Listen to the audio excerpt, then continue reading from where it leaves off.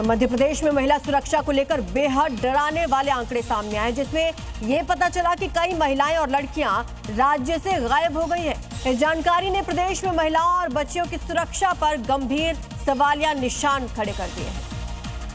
कांग्रेस विधायक डॉक्टर विक्रांत भूरिया के सवाल के लिखित जवाब में गृह विभाग ने लड़कियों और महिलाओं के लापता होने के आंकड़े पेश कर दिए हैं, जिसने सबको हैरान करके रख दिया। इन आंकड़ों के मुताबिक साल 2020 से 28 जनवरी 2026 तक 2,06,507 महिलाएं लापता हुई हैं, जिसमें सिर्फ 1,58,523 महिलाएं ही बरामद की गई। अभी भी 47,987 महिलाएं लापता हैं, तो वहीं 63,793 लड़कियां भी लापता हुई थी, जिसमें से 61,607 लड़कियां ही मिली।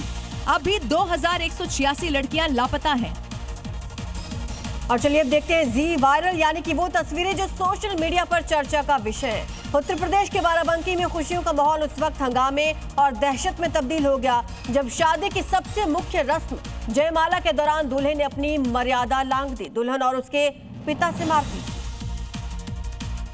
द्वार पूजा के बाद दूल्हा सेहरा बांधे मंच पर पहुंचा। कुछ देर बाद दुल्हन को जयमाला के लिए मंच पर बुलाया गया। शराब के नशे में चूर दूल्हे ने दुल्हन को लात मार दी और वो स्टेज से नीचे गिर गए।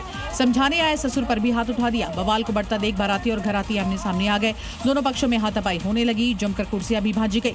एक दूसरे पर लात घूसे बरसाने लगे। बवाल में किसी का सिर फटा तो किसी के सिर में चोट आई। मारपीट में दूल्हे की दीदी और जीजा गंभीर रूप से घायल हो गए।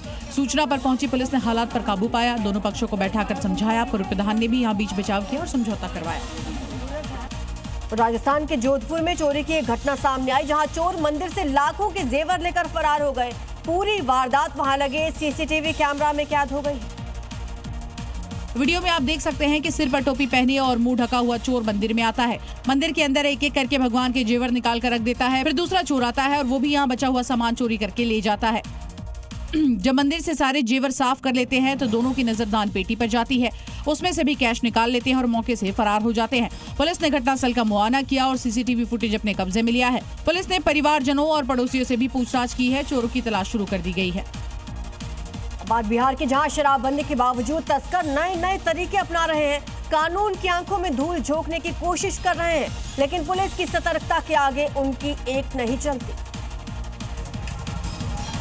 ये वीडियो बिहार के ग्रामीण इलाके का है, जहां पर पुलिस ने एक संदिग्ध बाइक सवार को रोका है। पहली नजर में आपको यही लगेगा कि बाइक के पीछे कुर्सियां बंधी है, तो इसकी चेकिंग आखिर क्यों की जा रही है। लेकिन जैसे ही कुर्सियां हटाई जाती है तो उसके अंदर निकलता है गत्ते का कार्टन और उसमें छुपी होती है शराब। पुष्पा स्टाइल में कुर्सी के अंदर हबी तहखाना बनाकर शराब की सप्लाई कर रहा था। प्रशासन जितनी सख्ती कर रही है, शराब के तस्कर उतने ही इनोवेटिव होते जा रहे हैं। हर दिन शराब तस्करी के नए तरीके निकाल रहे हैं। पुलिस ने शराब जब्त कर लिया है और आरोपी से पूछताछ भी की जा रही है। इससे जुड़े गिरोह की तलाश भी की जा रही है।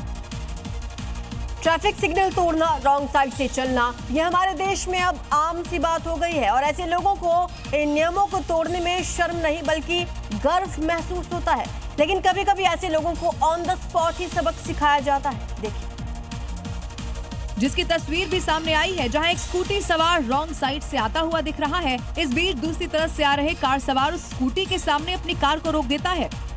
वहीं इस बीच बहस भी हुई और ये सारा कुछ सेना के ट्रक में बैठा जवान देख रहा होता है और पीछे से आकर उस स्कूटी सवार को जोरदार थप्पड़ दे दिया। ये देखकर स्कूटी सवार चौंक गया। इस दौरान स्कूटी सवार को सेना का जवान खूब खरी खोटी भी सुनाता है। इन सब के बीच वहां ट्रैफिक पुलिस भी पहुंच गई और फिर मामले को शांत कराया गया।